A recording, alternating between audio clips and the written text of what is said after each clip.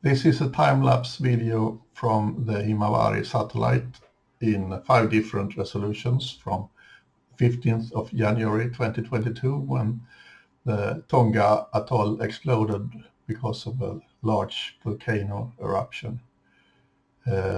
These images from Himawari is downloaded to an NVIDIA Jetson Nano single board computer with a Python script, and then converted to time-lapse video with FFmpeg. In the 5th resolution, you can see that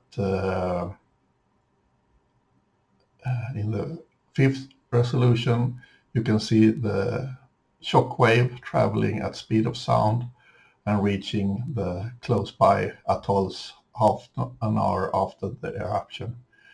It was in the afternoon, and you can see until darkness occurred, and the sun disappeared due to the globe Earth rotation.